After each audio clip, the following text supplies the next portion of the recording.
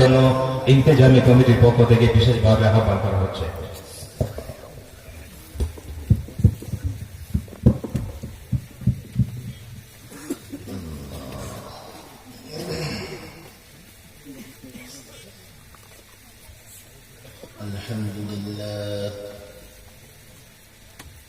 الحمد لله نحمده ونستعينه ونستغفره ونؤمن به ونتوكل عليه ونعوذ بالله من شرور أنفسنا ومن سيئات أعمالنا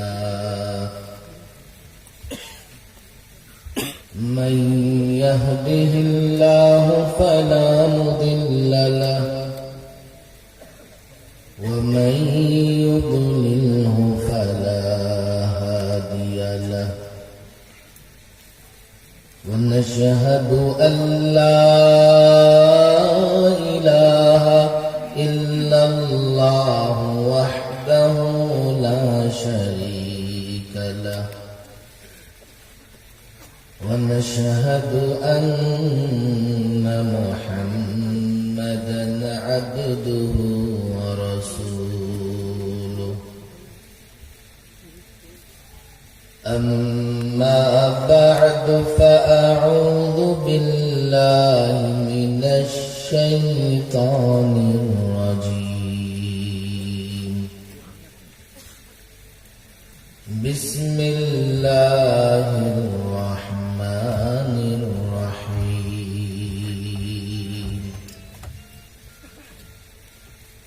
اليوم أكملت لكم دينكم وأتممت عليكم نعمتي ورضيت لكم الإسلام دينا صدق الله مولانا العظيم وصدق رسوله النبي الكريم ونحن على ذلك من الشاهدين والشاكرين والحمد لله رب العالمين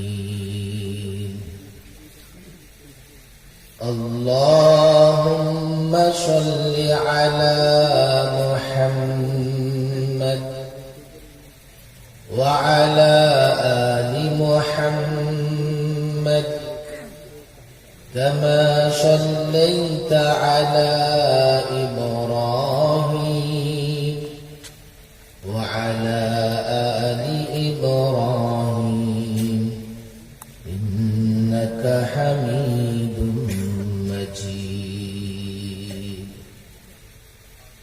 اللهم بارك على محمد وعلى آل محمد كما باركت على إبراهيم وعلى آل إبراهيم إنك حميد مجيد حضرت شيخ محمد মুকিম শাহ রাহিমাহুল্লাহ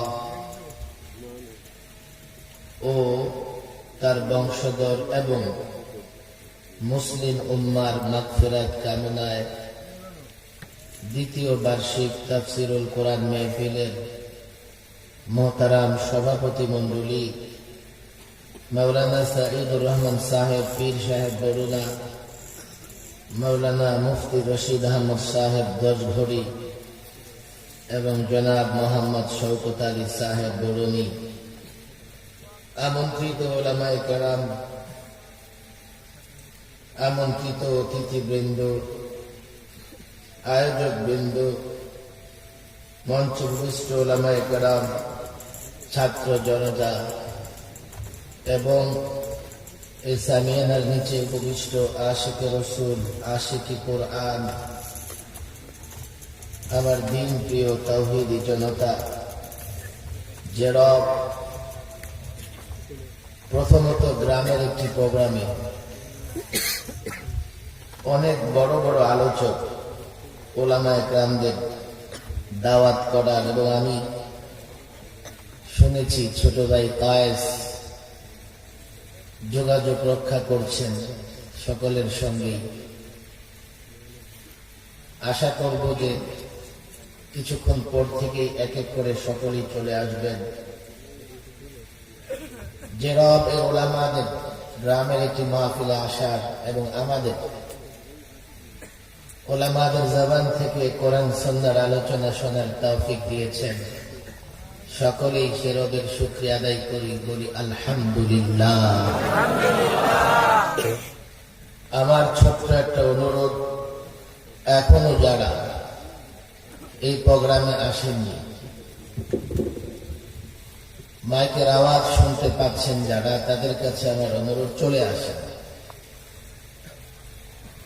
আপনি একটু চিন্তা করে দেখেন, গ্রামের একটি মাহফিলে প্রায় বাংলাদেশের প্রথম সারির আলোচকদের দাওয়াত করে নিয়ে আসার চারটিখানি কথা নয়, এবং এত সুন্দর ব্যবস্থাপনা, সুন্দর স্টেজ, সুন্দর সামিয়ানা, লাইটিং সিস্টেম এবং নিরাপত্তা, যাতে কোনো ধরনের ঝামেলা না হয়। লোকাল প্রশাসন, সিলেট জেলা এসপি সাহেব, তিনি নাকি নিরাপত্তার জন্য এখানে নির্দেশ দিয়েছেন। তো ছোট্ট ছেলে, ছোট্ট ভাই কায়েস, আমি প্রথমত ভাবছিলাম যে একটি গ্রামের প্রোগ্রামে যাব, না জানি কত ধরনের ঝামেলা হয়। আলহামদুলিল্লাহ, এখানকার ইন্তজাম, ব্যবস্থাপনা, শৃঙ্খলা এবং আপনাদের সহযোগিতা, আপনাদের স্বতঃস্ফূর্ত আগমন দেখে সত্যি আমি আনন্দিত, সত্যি আমি পুলকিত।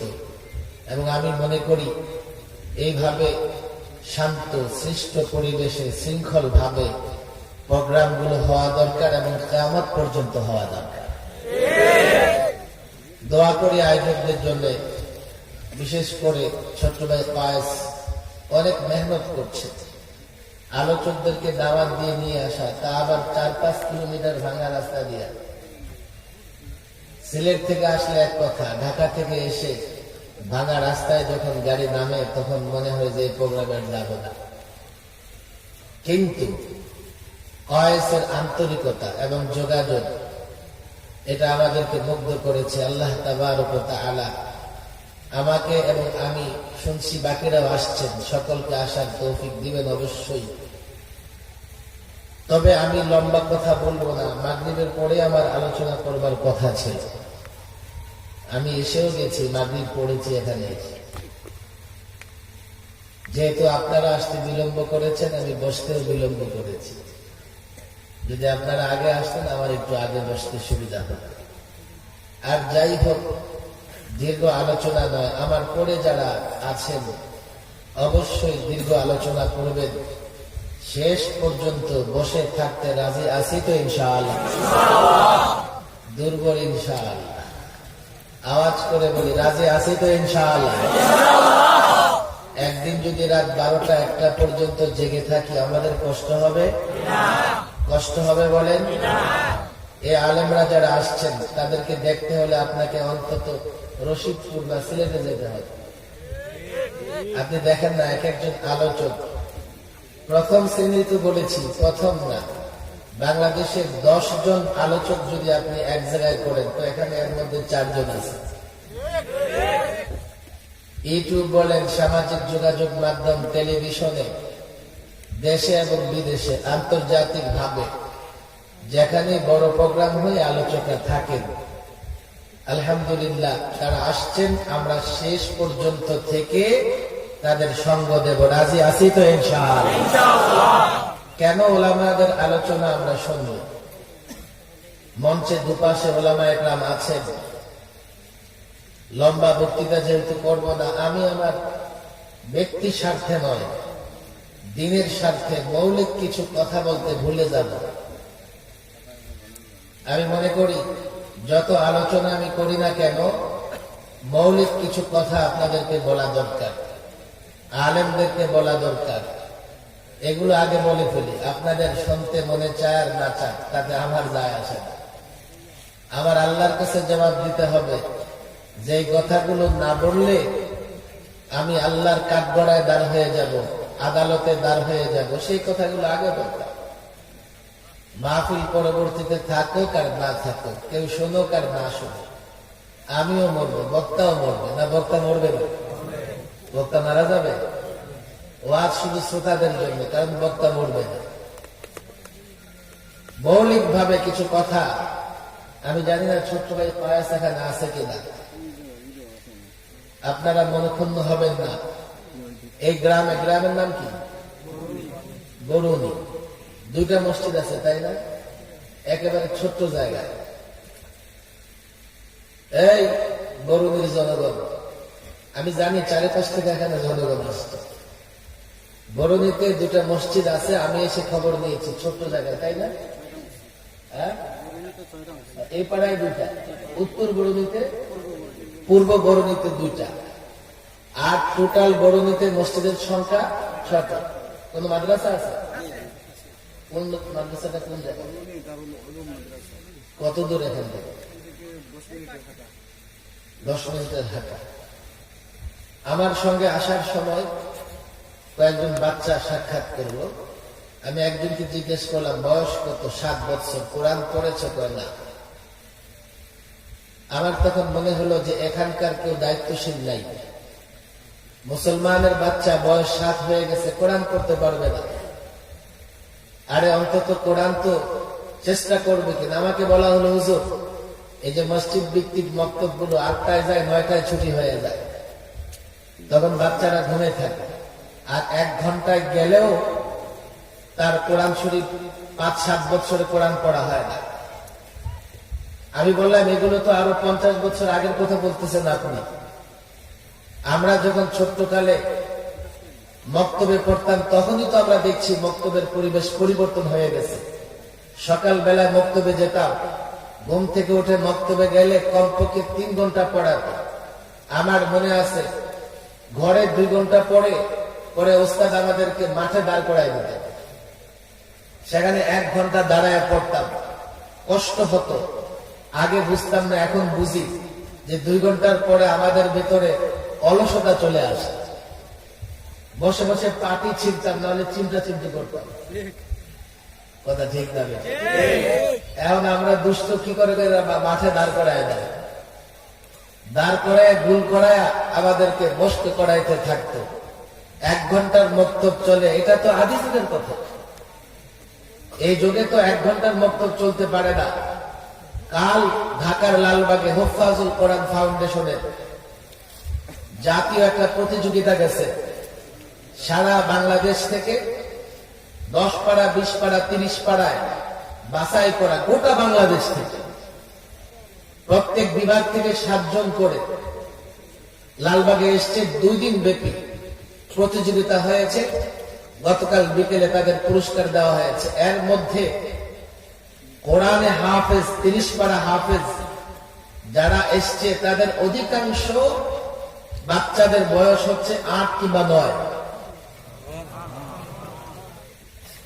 8 কিংবা 9 বছরের বাচ্চা যদি কোরআন হেফজ করতে পারে, আপনার মহল্লার 8 বছর 7 বছরের বাচ্চা কোরআন কেন দেখে পড়তে পারবে না?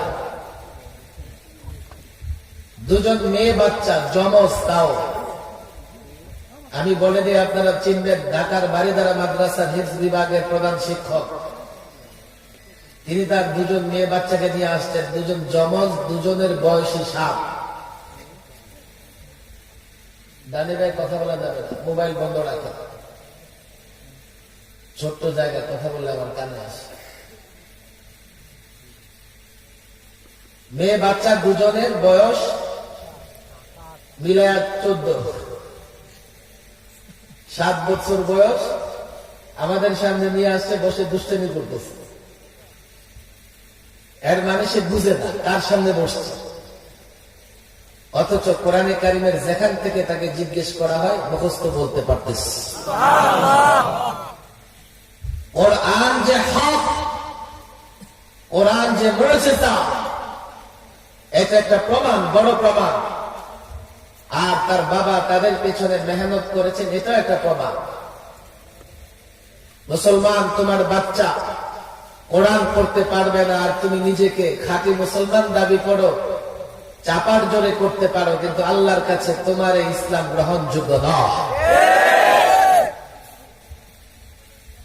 নুরানি মক্তব একটা মাদ্রাসা আছে, শুনে ভালো লেগেছে। এই মাদ্রাসার আসাতিজায়ে কেরাম, পরিচালক কমিটির লোকেরা এই দায়িত্ব নেবে। এই এলাকায় 6 বছর থেকে 5 বছরই তো আজকাল মক্তবে যায়।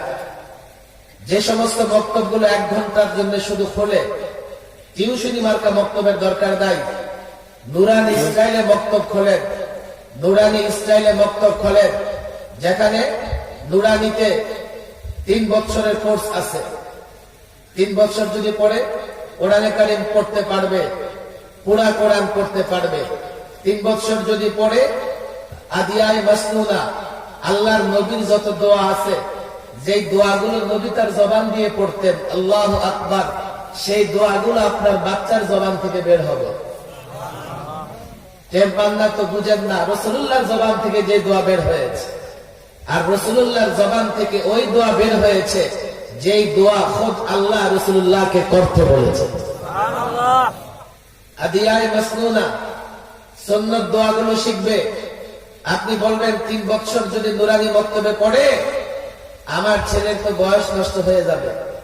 নষ্ট হবে না। 3 বছর নুরানি মক্তবে এত সুন্দর হাতের লেখা লিখতে পারবে।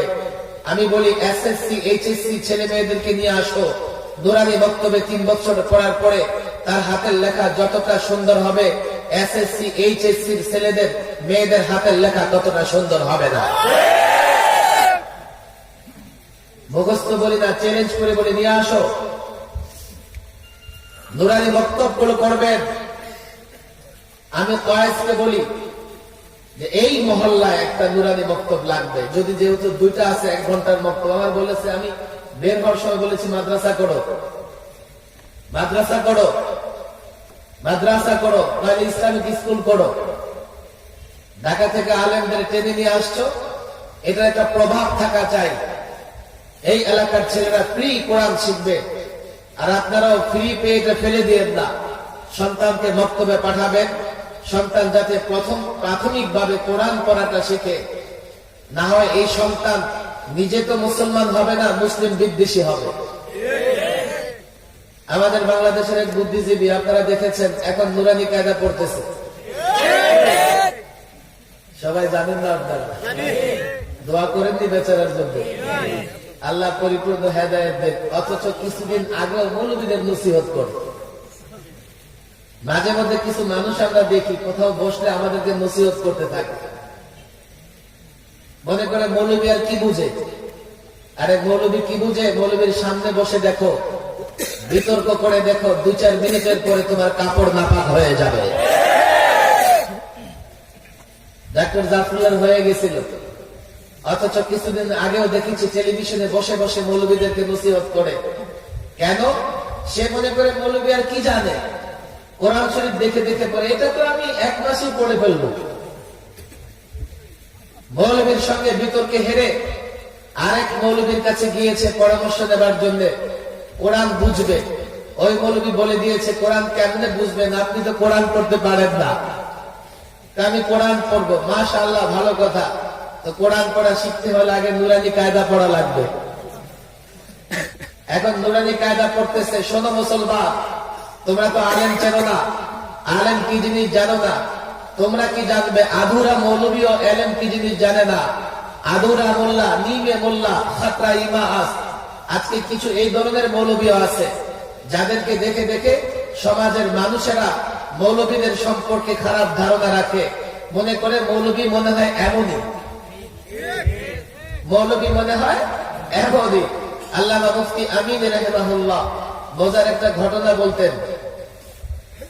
বাঘ ইন্তেকালের সময়, বাঘিনী ইন্তেকালের সময় তার বাচ্চাকে ওসিয়ত করে গেছে, খবরদার কোনদিন মানুষের লগে পাঞ্জা লাগিস না। বাঘের বাচ্চা চিন্তা করে মানুষ আবার কি জিনিস,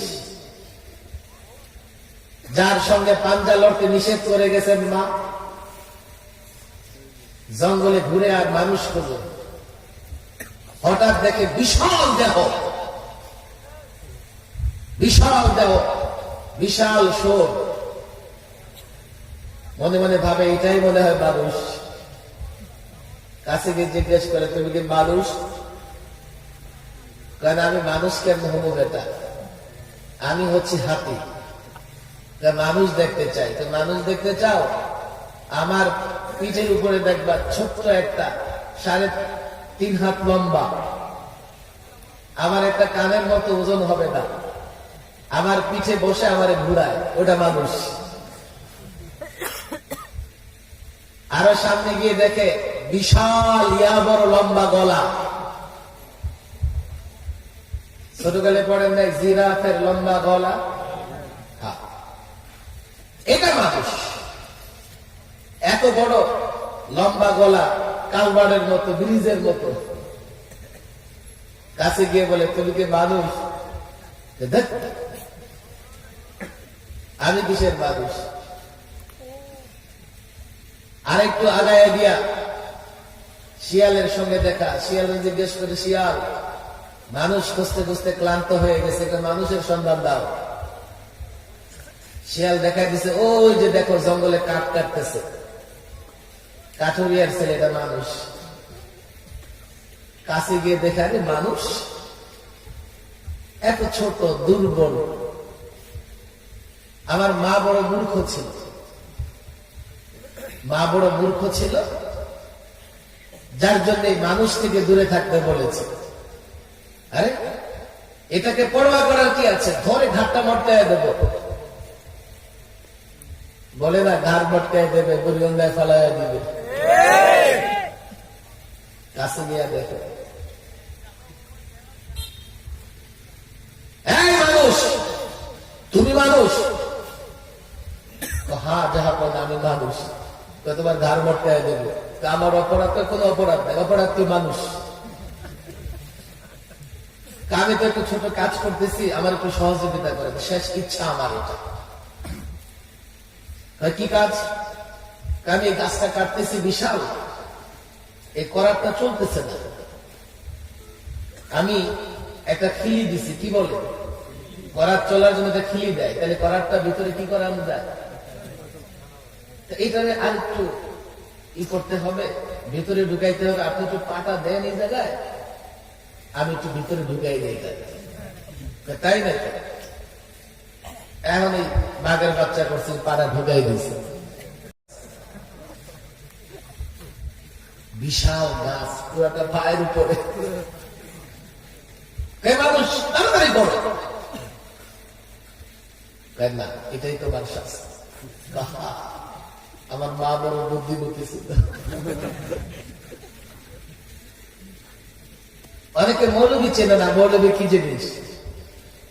আর মৌলবীদের নরম ব্যবহারে তারা মনে করে, ও এ মৌলবী, এ দুর্বল দেখি। 1 বছর নুরানি কায়দা পড়বে, এরপরে কোরআন শরীফ পড়তে গিয়ে দেখবে না, আর 1 বছর কোরআন কারীম নাজারা পড়বে। কোরআন পড়তে পেরে মনে করবে সব পড়ে গেছে। মৌলভী সাহেব বলবে, ঠিক আছে আপনি কোরআন পড়েছেন, তর্জমা শিখতে চান? হ্যাঁ।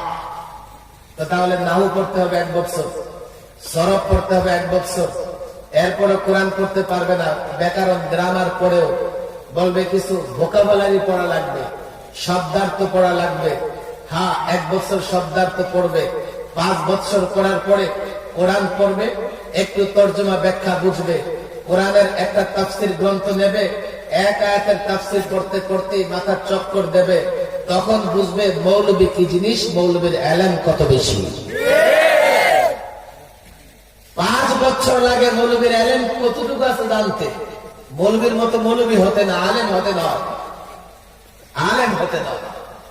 একজন আলেম, আমি তো বলি কলেজ, ইউনিভার্সিটি, তোমরা যারা আছো, আমরা একদিনে হাদিসের সবকে আমাদের আসাতিজা কেরাম যতটুকু মোতালা করে, তাকরির করে, 4 বছরে মনাজ করে, অনার্সের যে সিলেবাস আছে, পদ্য যে গদ্য আর আছে, সব মিলায়াও আমাদের ছেলেদের একদিনের মোতালার সমান নয়।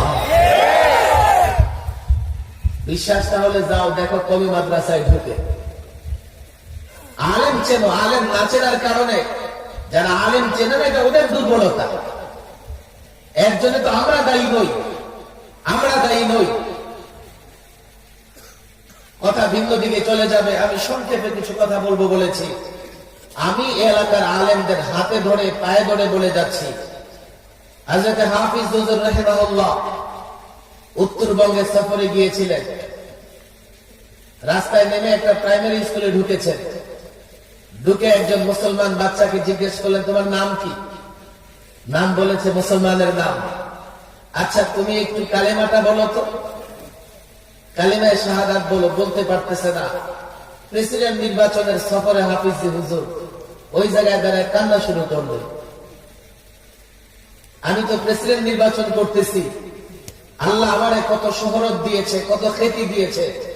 কাল কিয়ামতের ময়দানে আল্লাহ যদি আমাকে জিজ্ঞেস করে একজন মুসলমান বাচ্চার কালিমা শুদ্ধ হয় নাই, আমি হাফিজ কি জবাব দেব? যে এলাকায় যে আলেমরা আছে, ওই এলাকার বাচ্চারা যদি কোরআন পড়তে না পারে, ওই এলাকার মুসল্লির যদি নামাজ পড়া শুদ্ধ না হয়, 10টা সূরা মুখস্থ না পারে, আমি বলে যাই ওই এলাকার আলেমরা জবাব দিতে পারবে না। দায়িত্ব আমি কয়েসকে বলি, এখানে একটা নুরানি মক্তব খোলো। আমার বিশ্বাস ভালো শিক্ষক যদি রাখে, এবং এটা মাদ্রাসার আসাদুল কিরামের তত্ত্বাবধানে চলবে। যেহেতু মাদ্রাসা আছে, মাদ্রাসার হুজুররা জিম্মাদারি নেবেন, নিয়ে আগে মুসলমান বাচ্চাকে কোরআন পড়াবেন। এরপরে সে কোরআন বুঝবে। যদি কোরআন বুঝে, তখন মৌলবী বুঝবে, আলেম বুঝবে, আর আলেমের বিরুদ্ধে স্লোগান দেওয়ার দুঃসাহস দেখাবে না। আলেম যেহেতু বুঝে না, আলেমের বিরুদ্ধে স্লোগান দেয়। আলেম তো ধৈর্য ধরে, কিন্তু আলেমের রব সব সময় সুযোগ দেয় না, মাঝে মধ্যে উল্টা ঘাড় মটকায় দেয়। এই এলাকাটাতে আমি আশা করি মাদ্রাসার আসাদুল কিরাম যথাযথ সম্মান রেখে বলে যাই, সারা বাংলাদেশে আমি কাজ করতেছি, তরুণ প্রজন্ম আলেমরা কাজ করতেছে। আমরা সমাজকে বদলে দিতে চাই, আর বদলে দিতে চাই জোর জবরদস্তি করে নয়, জোর জবরদস্তি করে নয়। আমরা আলো দিয়ে অন্ধকারকে দূর করতে চাই, ন্যায় প্রতিষ্ঠা করে অন্যায়কে দূর করতে চাই, ইনসাফ কায়েম করে জুলুমকে দূর করতে চাই। আমরা ভালো দিয়ে, কল্যাণ দিয়ে অকল্যাণ মন্দকে দূর করতে চাই। এই যুদ্ধ, এই লড়াই আমাদের। আমি মনে করি এই যুদ্ধ, এই লড়াইয়ে 90% মুসলমান আমাদের সঙ্গে থাকবে। আমরা রাজনৈতিক ভাবে কারো বিরোধী শক্তি নই, আমরা সামাজিক ভাবে কারো বিরোধী শক্তি নই। আমাদের একটাই, এই যুগে, আধুনিক যুগে, ডিজিটাল যুগে আমরা চাই প্রত্যেকটা মুসলমান কোরআন জানুক, কোরআন পড়ুক। তাহলে আমরা যে কথা বলি, এই কথা বুঝে আসবে। ইসলাম কি জিনিস শোনেন। আপনারা মনে করবেন ইসলাম আমাদের উপর চাপায় দেওয়া হয়েছে, একটা বোঝা, মিথ্যে কথা। ইসলাম আমাদের জন্য আল্লাহ পাকের অনেক বড় নেয়ামত। কিভাবে নেয়ামত? আপনি ঢাকার শহরে যেতে চান, খেয়াল করবেন ঢাকা কখনো যাননি আপনি, আপনার ফর্মুলা দরকার, গাইডলাইন দরকার। একজন আপনাকে বলে দিচ্ছে এখান থেকে রশিদপুর যাবে, ভিতর দিয়ে ওসমানীনগরে যেতে পারো, সেখান থেকে বাসে উঠে সায়দাবাদ যাবে, কলাবাগান যাবে, সেখান থেকে কোথায় যাবে, ওখানে সিএনজিতে যাবে, ওভারে যাবে। রাস্তা দেখিয়ে লোকটা আপনার উপকার করেছে। কথা ঠিক না বেঠিক? আমরা সকলে কল্যাণ চাই, দুনিয়াতেও চাই, আখিরাতেও চাই। আল্লাহ ইসলামের মাধ্যমে আমাদের কল্যাণের পথ দেখিয়ে আমাদের উপর করুণা করেছেন, দয়া করেছেন। ইসলাম এমন এক জীবন ব্যবস্থা, এ মুসলমান আগে ঈমান ঠিক করো, আকীদা ঠিক করো। ইসলাম এমন এক জীবন ব্যবস্থা, অনেকেই মনে করে, যুবকরা মনে করে ইসলাম কেবলমাত্র পরকালের জন্য, ইসলাম কেবলমাত্র মৃত্যুর পরে কাজে আসবে। মিথ্যে কথা। ইসলাম দুনিয়ার কল্যাণ, আখিরাতের কল্যাণের জন্য। ইসলাম পারিবারিক শান্তি প্রতিষ্ঠা করবার জন্য। ইসলাম সামাজিক ভাবে শান্তি প্রতিষ্ঠা করবার জন্য, ইসলাম রাজনৈতিক শান্তি প্রতিষ্ঠা করবার জন্য, ইসলাম মানুষের উন্নয়নের জন্য, ইসলাম দেশের উন্নয়নের জন্য। ইসলামের স্বরাষ্ট্রনীতি আছে, ইসলামের পররাষ্ট্রনীতি আছে, অর্থনৈতিক ব্যবস্থা আছে, বিচার ব্যবস্থা আছে। ইসলাম এমন এক মিশন, এমন এক ভীষণ, ইসলাম এমন এক পথ, এমন এক মত, আল্লাহর কসম করে বলি, যেখানে যুদ্ধ নীতি আছে, ইসলাম এমন যুদ্ধ নীতি আপনাকে দেবে, যেই নীতি অবলম্বন করে আপনি বিজয়ী হবেন, আপনি সফল হবেন। ব্যর্থতা আপনাকে কখনো স্পর্শ করতে পারবে না। আপনি সফল বিজয়ী হতে হলে যুদ্ধ ক্ষেত্র থেকে শুরু করে ব্যক্তি জীবনে ইসলাম ছাড়া কোনো উপায় নাই। মুসলমানদের অধঃপতনের এটাই কারণ। অনেকে অনেক ফর্মুলা দেবে যে হুজুর আমাদের অধঃপতনের কারণ হচ্ছে আপনারা লম্বা যুদ্ধ করেন, আর নারীরা কি করে হিজাব করে, এটা আমাদের অধঃপতনের কারণ। বলে না একদল বুদ্ধিজীবী আছে, হিজাব নাকি আরবের পোশাক, ওর লঙ্গি টেনে খুলে ফেলা দরকার। বাঙালির জাতীয় পোশাক কি? আরে পাঞ্জাবি পায়জামা, এরকম বইয়ে নাই, আগে ছিল কুর্তা পায়জামা আমাদের জাতীয় পোশাক। লুঙ্গি বাঙালির পোশাক না, এটা আসছে ইন্ডিয়া, দিল্লির আশেপাশে কোন এলাকা থেকে লুঙ্গির প্রচলন। ইতিহাস খুঁজে দেখেন তো লুঙ্গিও তো বাঙালির পোশাক না। লুঙ্গি থাকা দরকার না, না থাকা দরকার? বলে ওদের লুঙ্গি খুললে প্যান্ট পরবো, তো প্যান্ট তোর কোন বাপ দাদা? ওদের এমন প্যান্ট করবো টাইগাও খুলতে পারবে না। যুবক আসে, যুবক বসো, যুবকরা খুব মহব্বত করে আলেমদের, বসো, বসে না।